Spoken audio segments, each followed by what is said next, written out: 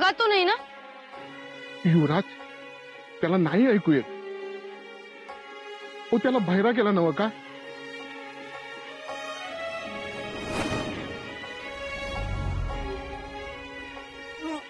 चांद दोस्त आहे आमचा.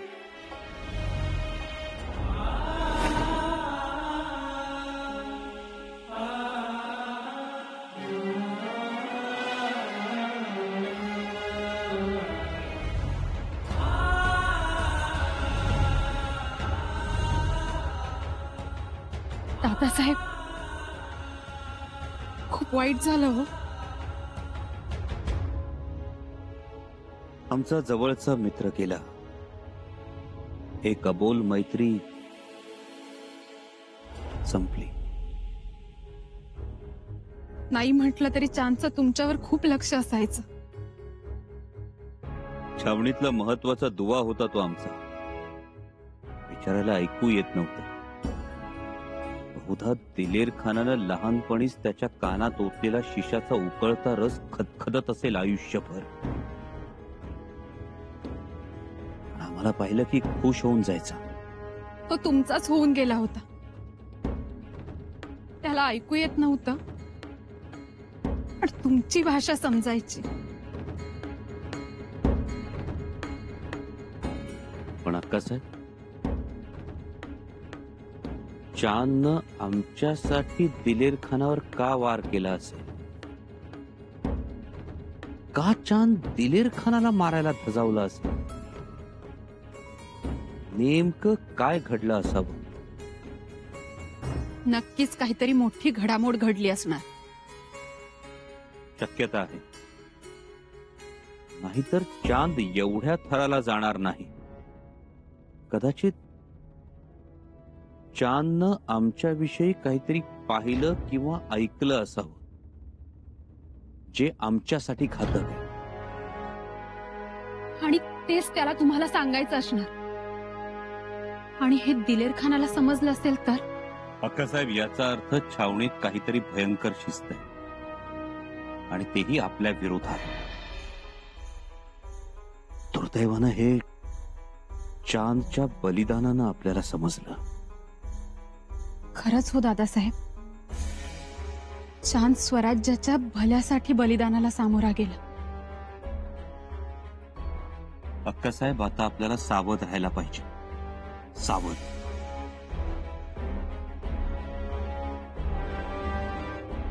अक्कासाहेब, पांढरेच्या आई दही घेऊन आल्या, तो सुद्धा योगायोग नव्हता. बरोबर. त्या सुद्धा घुटमळत होत्या. म्हणजे कदाचित त्यांना सुद्धा काहीतरी सांगायचं होतं, काहीतरी सुचवायचं होतं.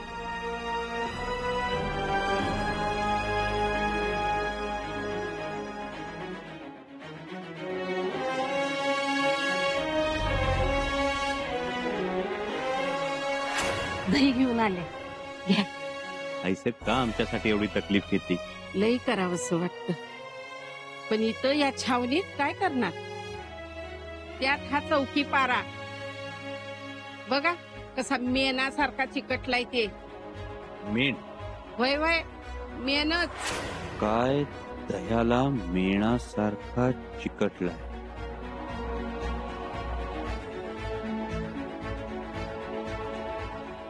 अक्कासाहेब, एक भांडं आणा.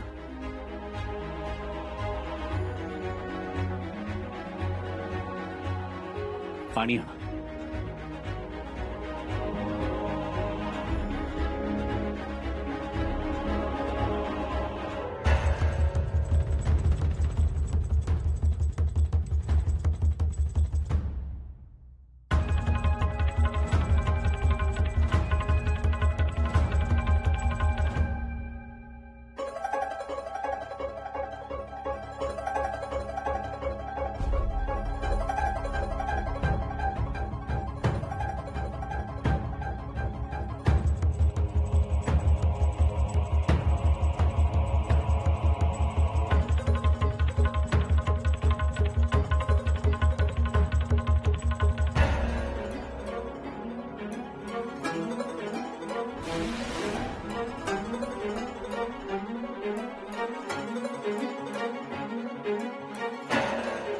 काय दह्याला मेणासारखा चिकटला.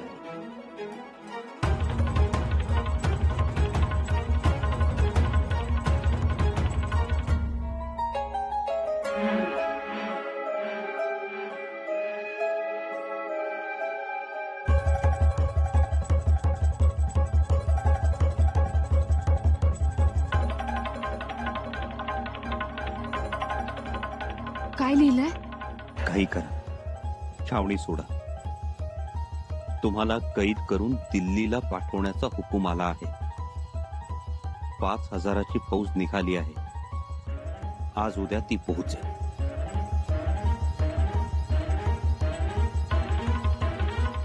अक्कासाहेब, हे भयंकर आहे. आता आपल्याला निघावं लागेल. दादासाहेब पहारे कडेकोट असतील. तरीही आपल्याला निघावंच लागेल.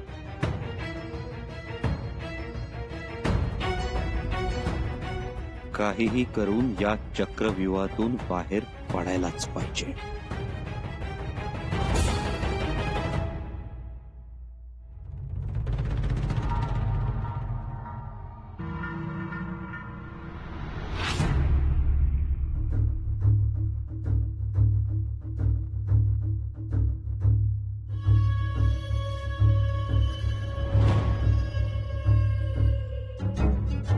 मुल्ला अहमद, खुशखबरी है. अरे हुजूर, क्या खबर है? अरे मुल्ला अहमद, बुरहानपुर से फौज निकल चुकी है. कल सुबह तक यहाँ पहुँच जाएगी. या अल्लाह, तेरा रहम है. आज की रात और आज का दिन संभा को संभालना है. सुबह का सूरज निकलने से पहले संभा कैद कर लिया जाएगा और दिल्ली के लिए रवाना कर दिया जाएगा. वाह वाह. खान साहब, वाकई में वाह आपके लिए, क्योंकि इससे पहले भी आपने बहुत सारे नेक काम किए हैं और इसीलिए ये सबसे बड़ा नेक काम, ऊंचा काम आपके हाथों से हो रहा है. सही कहा मुल्ला तुमने, एकदम सही कहा. अरे वाह, शिवाजी राजे का बेटा संभाजी को देखकर आलमगीर बादशाह सलामत खुशी से फूलों नहीं समाएंगे. या अल्लाह, तेरा लाख लाख शुक्र है.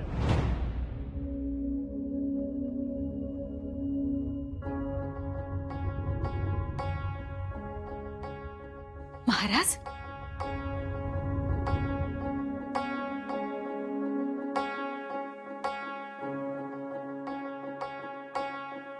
प्रसाद घ्या.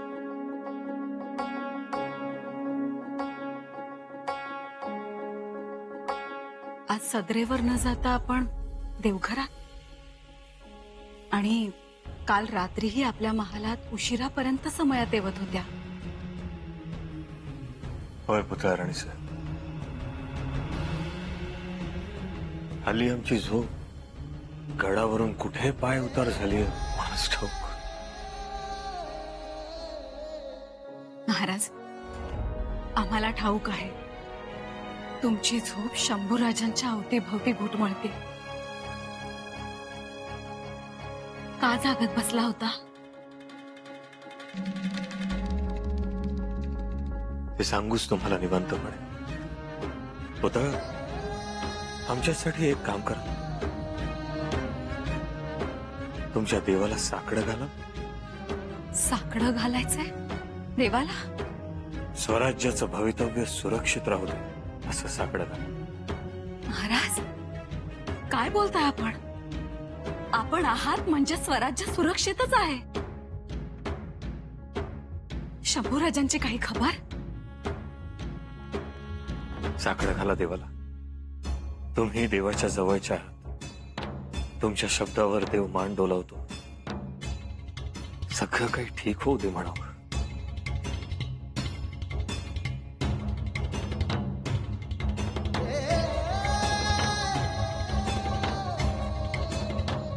महाराज, दिवा देवत राहणं महत्वाचं.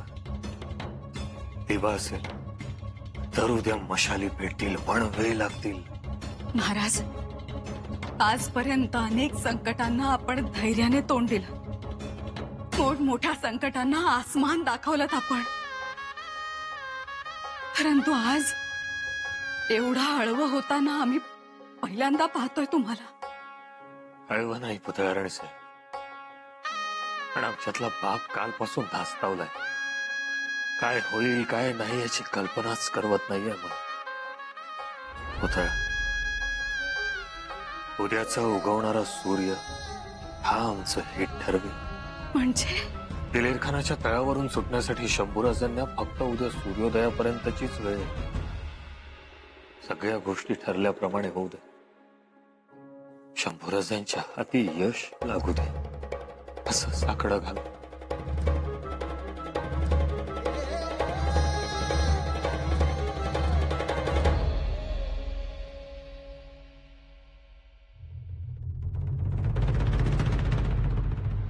सलाम हुजूर. यहाँ क्यों आयो? हुजूर, माझं धनी लई एकाकी पडल्यात. कशातच मन लागत नाही. ना खावंसं वाटत ना प्यावंसं वाटत. अच्छा, तो उनके लिए हम क्या कर सकते हैं? हुजूर, माझं धनी देवदर्शनाला जायचं म्हणतात. देवदर्शन? क्यों? चांदच्या मौतीनंतर लय दुःखात आहेत. देवदर्शन घेतलं तर तेवढाच दिलासा, मनाला बरं वाटल. ठीक है, शंभू राजे हमारे दोस्त हैं, उन्हें हम मना भी नहीं कर सकते. अगर उनको मंदिर जाने में खुशी मिलती है तो जाएं. लेकिन एक छोटा सा काम है हमारा जो हम संभा को बोलने वाले थे. जी हुजूर.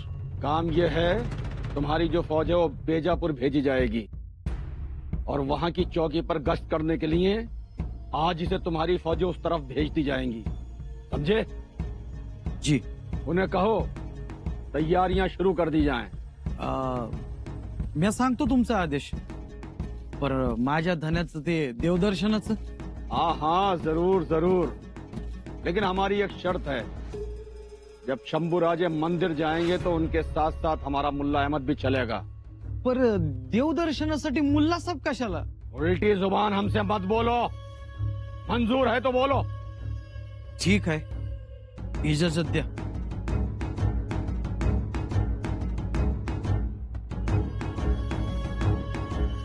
सुर, ये क्या किया? इजाजत क्यों दी? क्यों? क्या हुआ मुल्ला अहमद? सुर, कुछ भी हो सकता है. तुम किसी बात की फिक्र मत करो मुल्ला अहमद. संभा को कैद किया जाएगा और तहखाने में डाल दिया जाएगा और कुछ दिनों के बाद वो पागल हो जाएगा.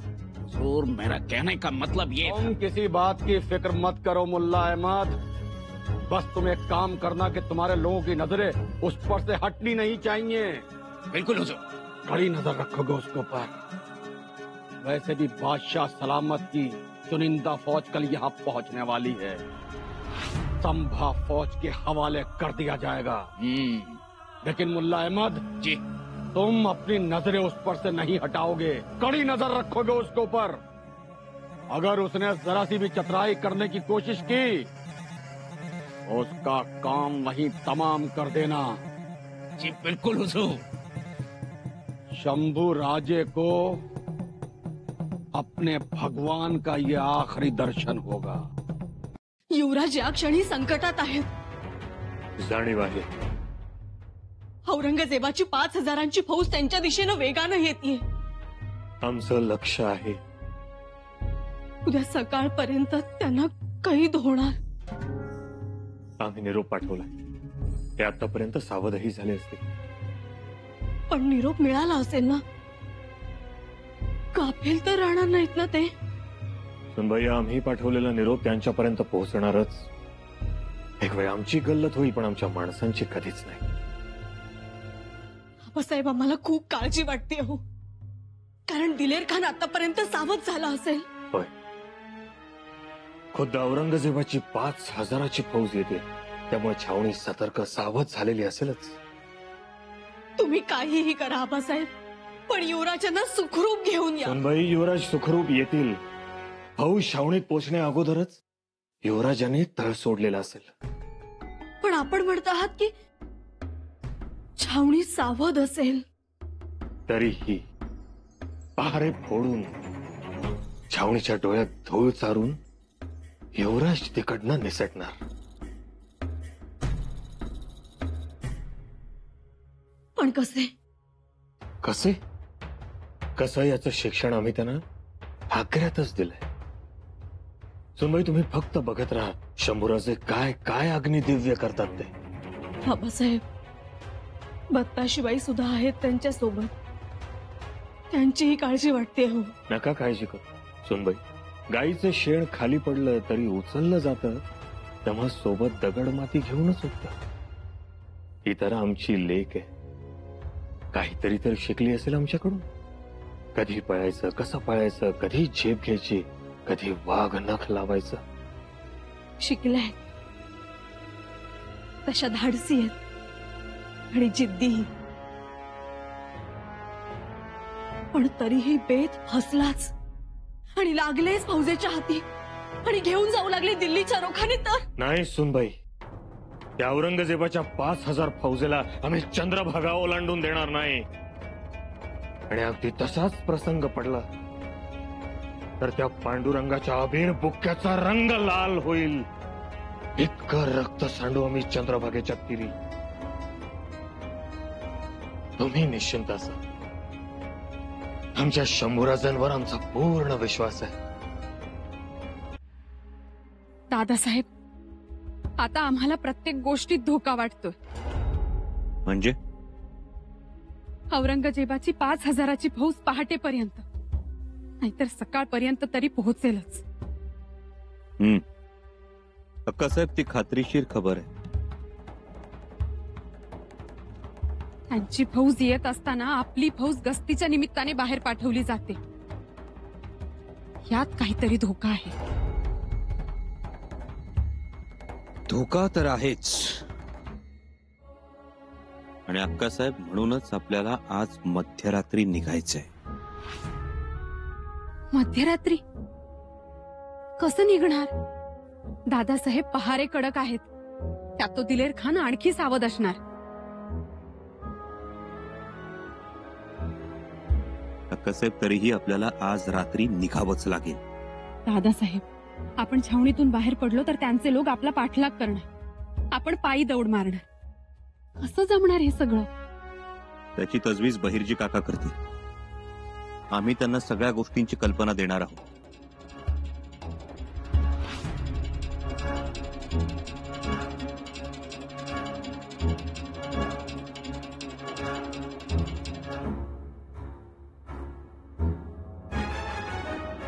ज्योतिजी,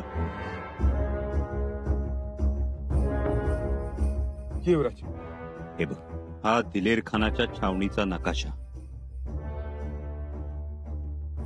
हा दिलेर खानाचा शामियाना. ही त्याची फौज. इथं आपण. ही पागा आणि हे दारू गोळ्याचं कोठार. नीट बघून घे.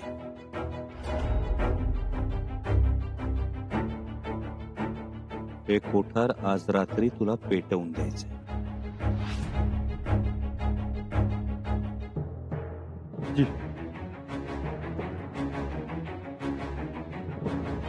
तो त्याची कोठाराजवळ कडक पहारा असणार. तुला मशाल घेऊन जाता येणार नाही. कोठाराजवळ सुद्धा मशाल नसेल. काय करशील? मडकं दिसतो नीट. नाही, रुईच्या कापसात विस्तव धरून घेऊन जा. म्हणजे विस्तव विझणार नाही. आणि चकमकीचा दगड पण असू दे सोबत. चकमक झाडून रुईच्या कापसावर ठिणगी उडवता येईल.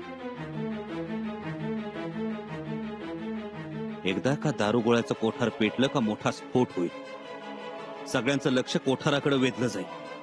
आग विझवण्यासाठी हाशमांची पळापळ होईल. छावणीत एकच धांदल उडल आणि तोच फायदा घेऊन आपण छावणीतून निसटायचं. ध्यानात ठेवा, त्यावेळी आपल्याकडे क्षणाची सुद्धा पुरसत नसेल. अक्कासाहेब, तुम्ही आत्तापासून तयारीला लागा. जी दादासाहेब. आम्ही बहिर्जी काकांना निरोप देऊन येतो.